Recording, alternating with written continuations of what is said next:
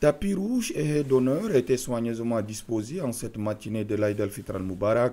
Les vedettes du jour sont les imminentes figures du Conseil supérieur des affaires islamiques du Tchad et du comité de la Grande Mosquée. Cheikh Mohamed Khatr Issa et ses compagnons sont à l'honneur à l'occasion de l'une des fêtes les plus importantes du calendrier musulman.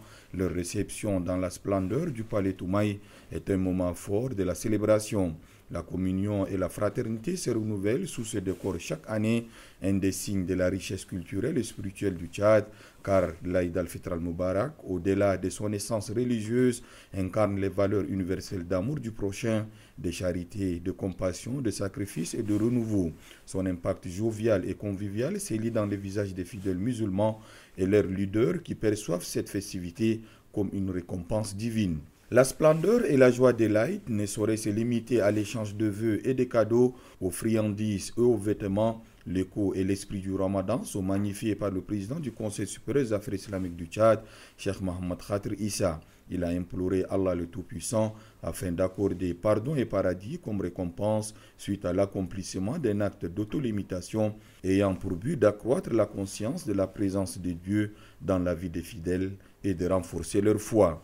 La circonstance conduit le cheikh à être le porte-voix de ses frères oulémas, prédicateurs et mémorisateurs du Saint-Coran pour adresser au chef de l'État général Mohamed Idriss Déby Itnou ses vœux le meilleur. Des souhaits émis en retour par le président de transition qui souhaite bonheur, santé, prospérité aux ulémas et à tous ses concitoyens ainsi qu'à la communauté d'expatriés, non sans avoir souligné la coïncidence du Ramadan avec le carême chrétien, offrant des moments de communion et de solidarité entre les deux communautés sœurs.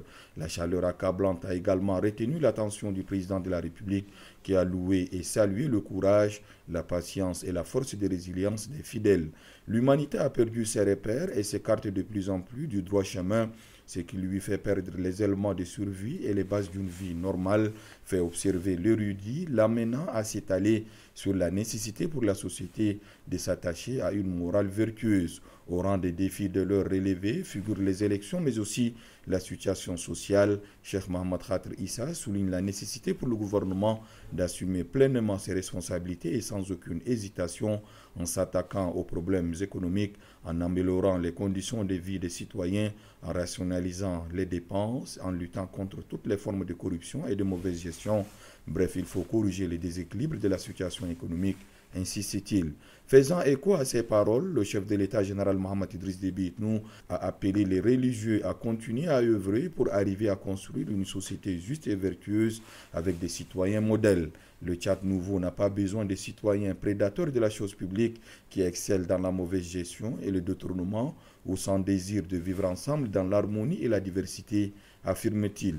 Le chef de l'État a exhorté les hommes de Dieu à continuer par prier pour un dénouement heureux de la transition. Le cas du Hajj évoqué par le cheikh avec comme priorité la création d'une cité de pèlerins en Terre Sainte a poussé le chef de l'État à engager le nouvel organe afin que les défaillances qui ont toujours entaché l'organisation du pèlerinage soient fondamentalement corrigées. Les appels à la paix, à la sécurité, à la stabilité et à l'unification des rangs sont réitérés lors de la Fatiha dite à l'occasion par le Moufti du Tchad et imam de la grande mosquée Cheikh Hamadan Nour Mohamed Al-Hilou, réitérant l'engagement profond des leaders religieux et du gouvernement à œuvrer de concert pour le bien-être de la population et au service d'un Tchad nouveau que le chef de l'État souhaite grand et beau, un Tchad pluriel porté par l'ensemble de ses filles et fils et riche de ses diversités exprimées dans l'harmonie.